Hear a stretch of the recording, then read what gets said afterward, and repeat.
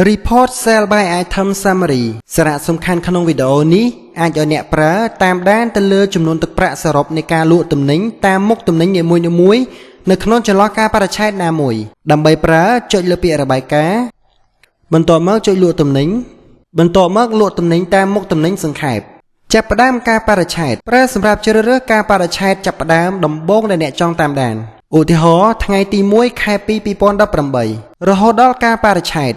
ប្រើសម្រាប់ជ្រើសរើសកាលបរិច្ឆេទចុងក្រោយបង្អស់ដែលអ្នកចង់តាមដានឧទាហរណ៍ថ្ងៃទី22ខែ2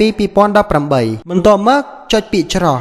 សិក្សាពី column នៅក្នុង report ឈ្មោះឬលេខកូដបង្ហាញពីឈ្មោះទំនិញនីមួយៗនៅក្នុងវិក័យប័ត្រប្រភេទបង្ហាញពីប្រភេទទំនិញផ្សេងៗដូចជាមីកំប៉ុងឬភេសជ្ជៈរង្វាស់ខ្នាតគឺជាចំនួនរង្វាស់ខ្នាតរបស់ទំនិញដូចជាដបកែវគីឡូជាដើមតម្លៃលក់មធ្យមគឺជាចំនួនតម្លៃលក់ជាមធ្យមរបស់ទំនិញវ៉ាត់គឺជាចំនួនទឹកប្រាក់កាត់ពន្ធរបស់ទំនិញចំនួនគឺជាចំនួនរបស់ទំនិញដែលបានលក់ទឹកប្រាក់សរុបគឺជាទឹកប្រាក់សរុបនៃទំនិញមិនទាន់បញ្ចុះតម្លៃបញ្ចុះតម្លៃសរុបគឺជាចំនួនទឹកប្រាក់បញ្ចុះតម្លៃនៃទំនិញនីមួយៗសរុបរួមគឺជាចំនួនទឹកប្រាក់លក់ទំនិញដែលត្រូវគិតពីអតិថិជនក្រោយការបញ្ចុះតម្លៃឧទាហរណ៍មីម៉ាម៉ា60ក្រាមប្រភេទគឺជាទំនិញមីរង្វាស់ខ្នាតជាកញ្ចប់តម្លៃលក់ជាមធ្យម 0.25 វ៉ាត់ 0.00 ចំនួន1ឯកតាទឹកប្រាក់សរុប